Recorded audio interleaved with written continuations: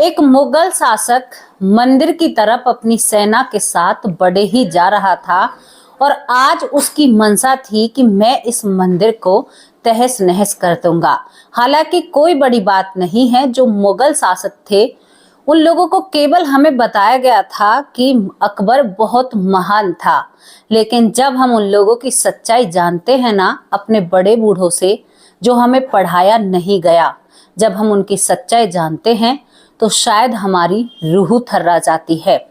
उनके बारे में जितना जानते हैं इतनी ही उन लोगों से घृणा होती है।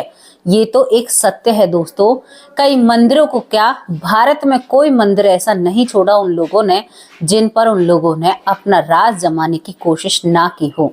लेकिन दोस्तों, ये एक ऐसा मंदिर था जहां पर एक मुगल शासक ने 2 बार इस मंदिर पर आक्रमण किया, लेकिन दोनों बार ही ये मंदिर अपना वजूद बनाए खड़े हुए रहता है और ये आज भी गवाही देता है और साक्ष्य देता है उन लोगों के जो लोग शायद मान मर्यादा या ये भूल चुके थे कि ये देश किसका है। यहाँ पर लुटेरों की तरह आए थे और अपना काम बखूबी उन लोगों ने बेहतरीन तरीके से किया था। अगर उनके लहजे में आपसे मैं बोलूँ तो, क्योंकि मैंने भी पढ़ा था कि अकबर बहुत महान इंसान था। भाई, मैंने तो एक मूवी भी देखी थी उनकी, उसमें उनकी छवि को कितना बेहतरीन दिखाया गया है ना हमें।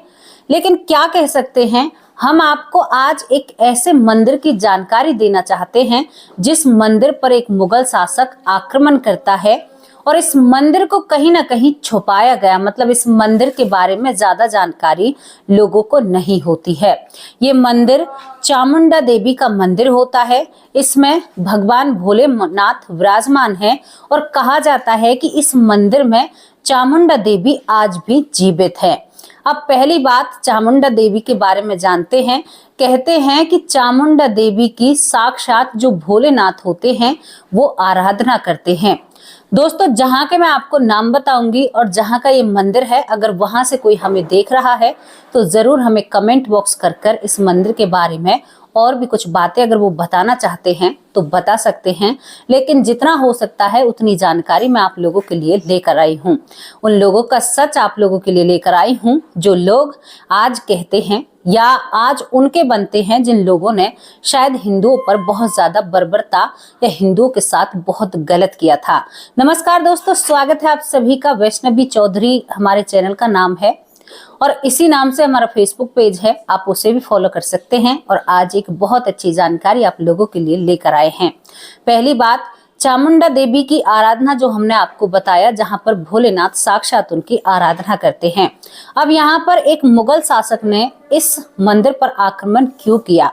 क्योंकि जहां पर इस मंदिर को लोग मानते हैं, ये गुजरात का जसवंत लाल मंदिर है, जहां पर जसवंत लाल राजा ने इस मंदिर की स्थापना करवाई थी। लेकिन उससे पहले भी ये मंदिर वजूद में था। कहते हैं ना कि जैसे पुरानी चीज है तो उसे नया निर्माण कराना, लेकिन पहले से ही ये मंदिर वजूद में होता है। यहाँ पर साक्षात जो जसवंत राजा होते हैं वो भी इस मंदिर की आराधना करते हैं, चामुंडा माँ की पूजा करते हैं, भोलेनाथ को मानते हैं। यहाँ पर वहाँ के भक्तों की मान्यता होती है कि इस मंदिर में जो चामुंडा देवी है आज भी विराजमान है। कुछ लोग कहेंगे कि आप कैसे कह रही हो कि भोलेनाथ चामुंडा देवी की आराधना करते हैं। तो दोस्तों, यहाँ पर जो चामुंडा माँ की प्रतिमा है, चामुंडा जो माँ है उनकी जो प्रतिमा है, उनके एक हाथ में भोलेनाथ विराजमान है। जो इस मंदिर में प्रतिमा लगी हुई है और यहाँ पर जो चामुंडा माँ है उनके बाएं भाग की तरफ जो काल भैरव है वो विराजमान है और दाएं भाग पर पैर पर बिच्छू का निशान है। कहते हैं चामुंडा देवी की जो तस्वीर होती है या प्रतिमा है उसे हर कोई इंसान देखने के बाद दूसरी बार जरूर देखता है। इस कदर जो माँ चामुंडा हैं उनकी तस्वीर या प्रतिमा नजर आती है। यहाँ पर पुरातत्व विभाग जो होता है वो इस पर कई बार सर्च करता है। जब इस प्रतिमा को देखते हैं तो बहुत सारी चीजें अपने आप नजर आने लगती हैं। इनकी प्रतिमा को देखते ही दोबारा इंसान देखता है। कहा जाता है कि इन्हें देखकर एक अलग सा ही अनुभव होता है, क्योंकि साक्षात जो भोलेनाथ हैं वो इनके हाथों में विराजमान हैं। सर पर इनके, कहते हैं ना कि जो लोगों की खोपड़ियां हैं उनका ताज है। गले में माला भी शायद ऐसी ही बनी हुई है, खोपड़ियों की ही, इंसानों की खोपड़ियों की, और यहाँ पर एक कटोरा इनके हाथ में होता है। अब इस मंदिर में, जिस मंदिर का नाम यहाँ पर जसवंत लाल मंदिर है, इस मंदिर में जो चामुंडा देवी की प्रतिमा बनी हुई है, जिस तरह से उनके हाथ में कटोरे हैं, इसी तरह से जो भोलेनाथ की आंखें वहां पर बनाई गई हैं, वो भी उस कटोरे से ही मिली जुली है।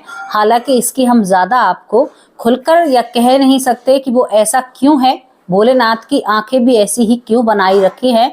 माँ चामुंडा की जो आंखें होती हैं वो गोल आकार की होती हैं, यानी उनमें कोई बनावट नहीं होती, और उनका एक हाथ होठ पर रखा हुआ होता है। कुछ हाथों में, एक हाथ में कटोरा होता है, एक हाथ में भोलेनाथ की प्रतिमा होती है। इस कदर उनकी प्रतिमाएं हैं। अब दोस्तों, यहाँ पर जब ये चीजें सब जगह प्रचलित थी कि चामुंडा माँ यहाँ पर आज भी साक्षात विराजमान हैं, यानी वो जीवित हैं एक तरीके से, तो ये बात उस समय के अलाउद्दीन खिलजी के कानों में पड़ती है। अलाउद्दीन खिलजी के कानों में जब ये बात पड़ती है तो वो इस बात में अपनी रुचि दिखाते हैं। रुचि दिखाने के बाद कई दिन तक उस मंदिर की जानकारी निकालते हैं। अब जितने भी उसके सैनिक थे या उनको सलाह देने वाले थे, वो सभी अलाउद्दीन खिलजी से कहते हैं कि हाँ, सच कहते हैं, जो भोलेनाथ की यहाँ पर शिवलिंग रखी हुई है, उसके नीचे आज भी माँ चामुंडा विराजमान रहती है, और यहाँ पर आज भी वो यहीं पर स्थापित है। अब अलाउद्दीन खिलजी को ये बात बिल्कुल भी बर्दाश्त नहीं थी।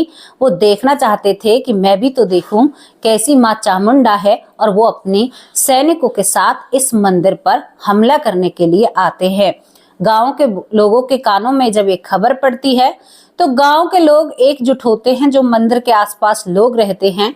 दोस्तों, पता नहीं क्या होता है कि आधे रास्ते में ही अलाउद्दीन खिलजी के साथ कुछ ऐसा हादसा होता है कि वो इस मंदिर तक पहुंच ही नहीं पाते हैं। ये बातें हमसे छुपाई गई हैं, किसी को इन बातों के बारे में नहीं बताया गया है, लेकिन बहुत लोग इन बात की चीख चीख कर गवाही देते हैं। अलाउद्दीन खिलजी रास्ते से ही वापस लौट जाता है। अब वो दोबारा तैयारी करता है इस मंदिर पर धावा बोलने का, क्योंकि उन्हें देखना है इस मंदिर में क्या साक्षात चामुंडा माँ विराजमान है। हालांकि उसे इस बात से अंदाजा लगा लेना चाहिए था कि मैं एक मंदिर पर आक्रमण करने जा रहा हूं और मैं रास्ते में किस कारणवश रुका हूं। लेकिन दोस्तों, कहते हैं ना कि सत्ता की भूख ऐसी होती है कि इंसान को अंधा कर देती है। अलाउद्दीन खिलजी दूसरी बार इस मंदिर पर आक्रमण करता है। जब वो आक्रमण करता है और इस मंदिर के पास पहुंचता है तो वो सबसे पहले भोलेनाथ की उस शिवलिंग को ही उखाड़ना चाहता है। वो चाहता है कि मैं भी तो देखूं इनके नीचे कौन सी माँ चामुंडा है। और दोस्तों, वहां पर ऐसा चमत्कार होता है कि गांव के छन भर लोग ही अलाउद्दीन खिलजी की सेना को मारकर भगा देते हैं।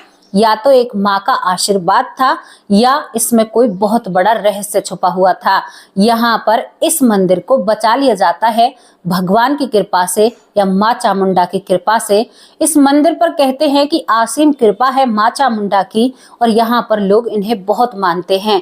मानने वाली बात है, माँ तो माँ ही होती है। यहाँ पर अब कुछ गुणगान कर दे माँ चामुंडा की प्रतिमा के बारे में। हमने आपको कई चीजें बताई। उनके जो दाहिने पैर पर बिच्छू रेंग रहा है, देखकर लग रहा है उनके पेट पर भी बिच्छू रेंगता है। उनकी प्रतिमा को लोग कहते हैं ना कि एक बार में देखने में डर जाते हैं। कुछ लोग ऐसे भी होते हैं, लेकिन यहाँ पर समय समय पर तंत्र विद्या को भी बढ़ावा दिया जाता है इस मंदिर के जरिए में, और यहाँ पर लोग अपनी सिद्धियां प्राप्त भी करते हैं। और इनके बारे में क्या कहा जाता है, ज्यादातर इनकी आराधना जब की जाती है जब इंसान कुछ शक्तियां प्राप्त करना चाहता है। लेकिन यहाँ पर इनको देवी, ये महादेवी हैं और इनका बहुत बड़ा दर्जा है। आप इस बात से अंदाजा लगा सकते हैं, जहां पर जो शिवशंकर भगवान है भोलेनाथ, जो इतनी बड़ी शक्ति, जो परम पिता इनकी आराधना करते हैं, तो फिर ये कितनी बड़ी होंगे, ये सोचने वाली बात हो जाती है।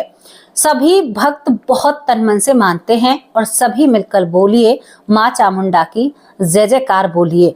दोस्तों यहाँ पर माँ चामुंडा की दो प्रतिमाओं को खास माना गया है। एक प्रतिमा जो जसवंत लाल मंदिर में रखी गई है। जसवंत लाल मंदिर के आगे करीबन 7 प्रतिमाएं ऐसी हैं जो माँ चामुंडा की तरह तरह की आकृतियों को दर्शाती हैं। वो मंदिर के बाहर भी लगी हुई हैं 7 ऐसी मूर्तियां या प्रतिमाएं जो देखकर लगता है कि साक्षात माँ चामुंडा इनमें विराजमान है। जो मंदिर के गर्भगृह में माँ चामुंडा की जो मूर्ति है उसमें दोस्तों हमेशा लोग ढककर रखा करते थे। कहते हैं कि माँ चामुंडा की जो प्रतिमा है उसमें मांस खाल नहीं है, कंकाल की तरह दिखती हैं, तो इसी वजह से उसको रखा जाता था। लेकिन वहां पर कुछ लोग जाते हैं और वहां पर खोजबीन करते हैं, जांच पड़ताल करते हैं, तो पढ़ाई के पर्पस से, और उसे जांच पड़ताल करने के लिए जब हटाकर देखा जाता है तो वो सभी लोग हैरान दृष्टि से माँ चामुंडा की तरफ देखते हैं और वो नतमस्तक हो जाते हैं जो वहां पर जांच पड़ताल करने के लिए गए थे।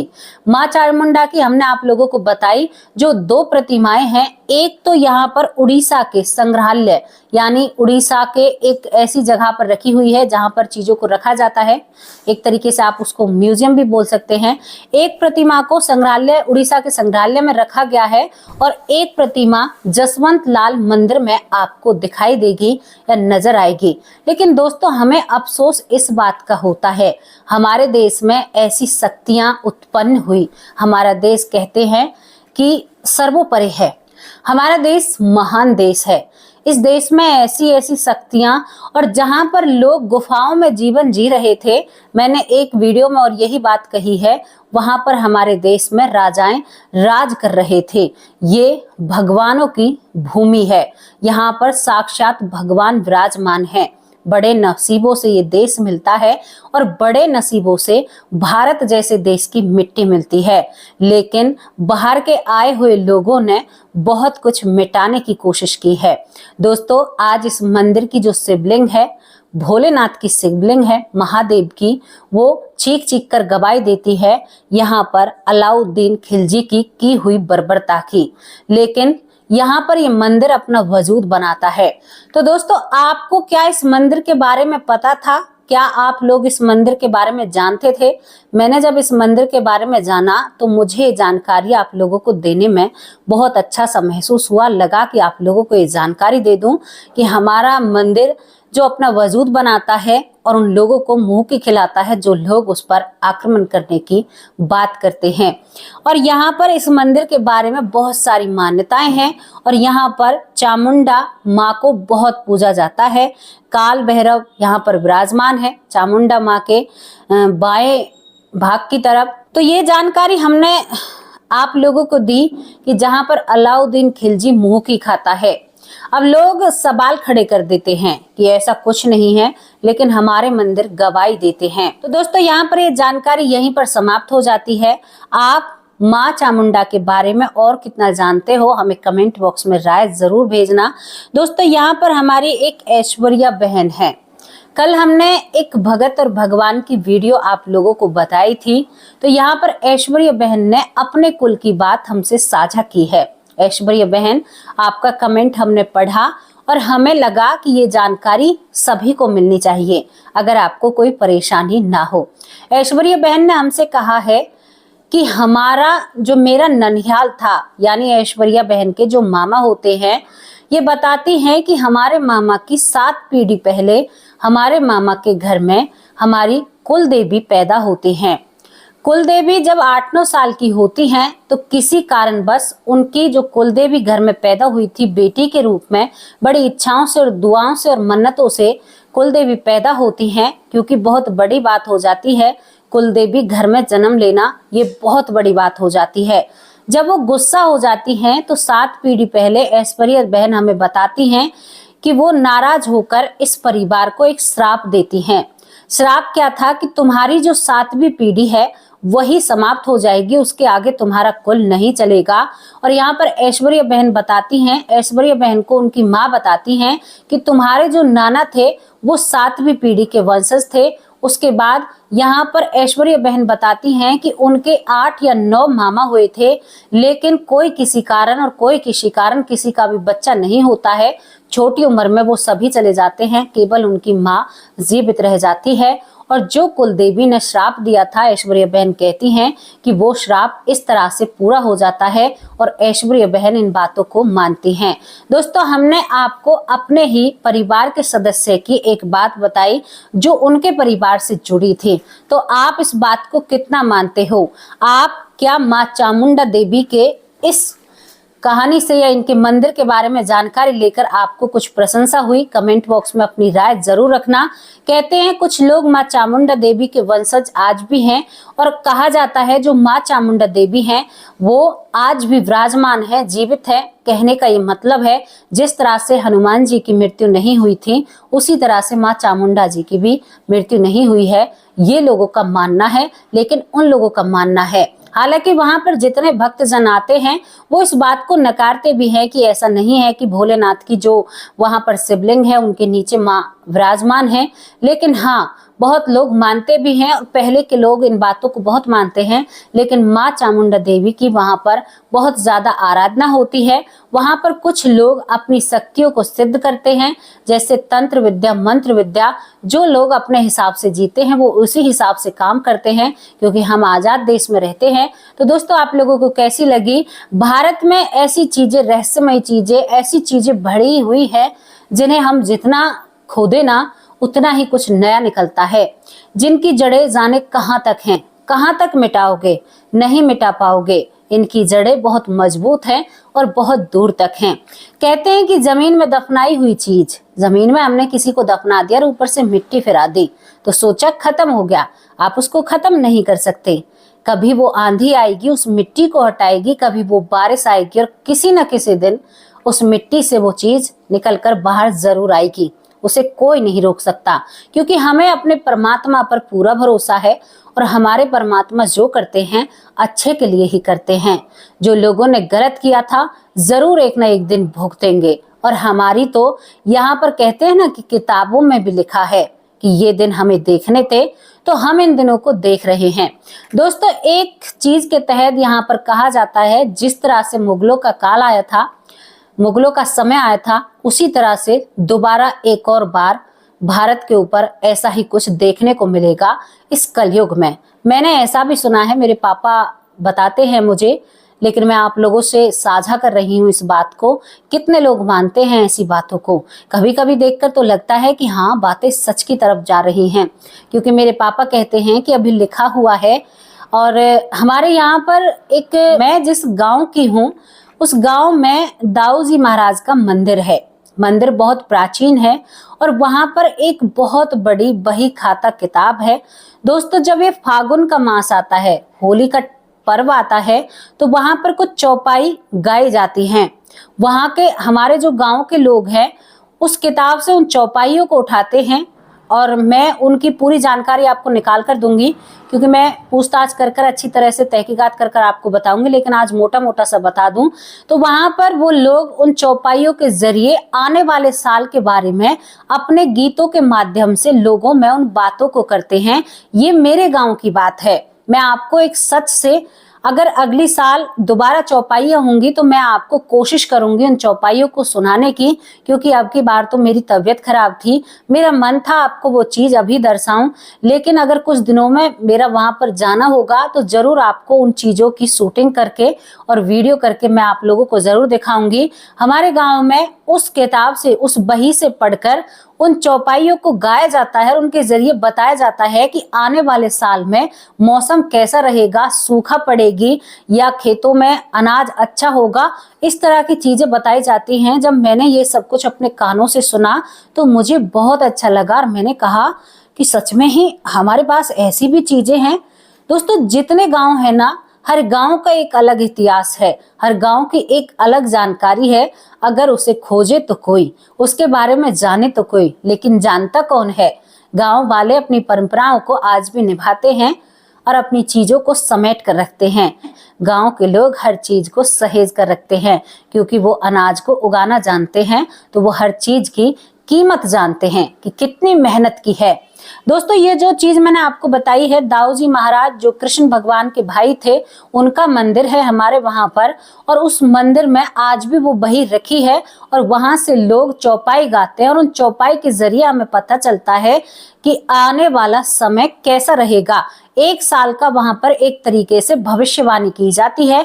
इसके बारे में एक रोचक सी वीडियो आपको बनाकर जरूर दिखाऊंगी और उस मंदिर के भी दर्शन कराऊंगी, और शायद जहां तक होगा, अनुमति नहीं है उस बही को वीडियो पर दिखाने की, लेकिन मैं कोशिश करूंगी, मेरा माइका है, शायद लोग मेरी बातों को मान जाएं। तो आप इस चीज का इंतजार करना और ये चीज हम जरूर आप लोगों को दिखाएंगे। चामुंडा माँ का जो मंदिर, किन लोगों ने इस मंदिर के दर्शन किए हैं, कौन कौन इस मंदिर को जानता है, हमें कमेंट बॉक्स में अपनी राय जरूर रखना। अब आप लोगों से विदा लेते हैं, कल हाजिर होंगे, शाम की वीडियो में हाजिर होंगे एक सच्ची और अच्छी स्टोरी के साथ, और आप सभी लोगों के नाम के साथ अपने नाम का कमेंट डाला कीजिए और आप बताया कीजिए कि आप कहाँ से हमें देख रहे हैं। उसी हिसाब से हम आपका नाम वीडियो में जरूर लेंगे। अब दोस्तों आप लोगों से विदा लेने का वक्त आ चुका है। नमस्कार, जय हिंद, जय भारत।